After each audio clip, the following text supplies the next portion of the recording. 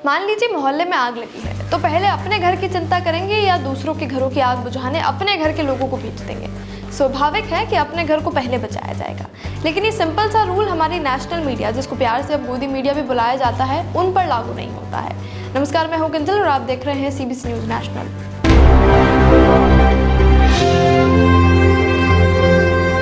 देश के बड़े बड़े मीडिया चैनल्स के सरकार गुलाम पत्रकार इजराइल जाकर रिपोर्टिंग कर रहे हैं, और सिर्फ रिपोर्टिंग ही नहीं कर रहे हैं, भर भर के एक्टिंग भी कर रहे हैं, आंसू बहा रहे हैं। रूबिका मैडम तो रो ही पड़ी हैं।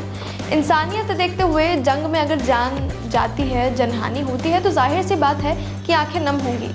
लेकिन वहाँ जाकर रोते हुए रिपोर्टिंग करते पत्रकार, कुत्ते की आवाज़ सुनाते पत्रकार और होटल के कमरों से सायरन सुनाते पत्रकार वही सब हैं जिन्होंने ना मणिपुर जाने की कभी फुर्सत मिली, ना खबरें बताने की फुर्सत मिली, ना ही सरकार से सवाल करने की फुर्सत। यहाँ तक कि उज्जैन में सड़कों पर लहूलुहान भटकती रेप विक्टिम 12 साल की लड़की के नाम पर भी इनके मुंह से एक शब्द नहीं निकला। ये सब भी छोड़िए, कुछ सवाल इजराइल में रिपोर्टिंग करती हमारी मीडिया से हैं। पहला ये कि क्या इजराइल ने पुलवामा में कवरेज के लिए अपने पत्रकार भेजे थे? क्या कोविड में इजराइल ने मदद के लिए अपने डॉक्टर्स की टीम भेजी थी? क्या इजराइल ने मणिपुर में हो रही हिंसा पर दुख जताया था? क्या भारत की गिरती अर्थव्यवस्था पर इजराइल ने कोई भी मदद करने की पेश की थी? क्या भारत में मुसलमानों के खिलाफ दंगों में कभी उन्होंने अपना कोई भी रोल निभाया है? क्या कभी इजराइल ने भारतीय पत्रकारों को सम्मानित किया किसी अवार्ड से?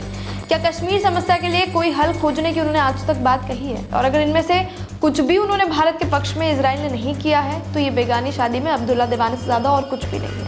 बस साहब ने कह दिया कि इजराइल का समर्थन करना है तो करना है।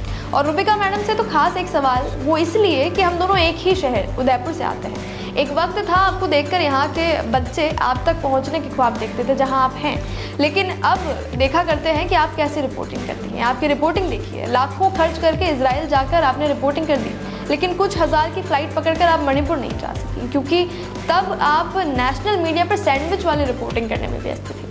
इसके बाद अमीश देवगन, अमन चोपड़ा और सुधीर चौधरी जैसे कई रिपोर्टर्स हैं जो रोज़ आकर इजराइल गाजा वॉर पर विश्लेषण करते हैं 1-1 घंटे का, लेकिन मणिपुर पर सरकार से इनके सवाल उतने ही थे जितने माननीय प्रधानमंत्री की प्रेस कॉन्फ्रेंस है।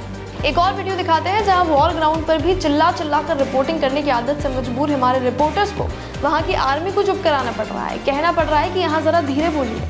और एक बार फिर से डर का माहौल पैदा हो रहा है और सभी को डरते हुए आपको नजर आएंगे कि किसी भी वक्त कहीं पे रॉकेट पड़ सकता है। इस वक्त आप देख सकते हैं कि सभी लेटे हुए दीवारों के पीछे इस समय छुपे हुए, इस समय हालत बहुत ही नाजुक क्या बताई जाती है। आप देख सकते हैं जो भी कोई शख्स है, चाहे सुरक्षाकर्मी है या चाहे कोई इजराइल की फोर्सेस का या बॉम्ब डिस्पोजल स्क्वाड का, आप देख सकते हैं सभी इस समय जमीन पे लेटे हुए हैं कि थोड़ी देर पहले यहाँ पे रॉकेट फटा था 5 मिनट पहले, और एक बार फिर से सायरन की आवाज सुनाई दे रही है। इसका मतलब कि लगातार हमास यहाँ पे टारगेट करने की कोशिश कर रहा है। देखिए इस समय हालत, यहाँ सिचुएशन कितनी गंभीर बनी हुई है।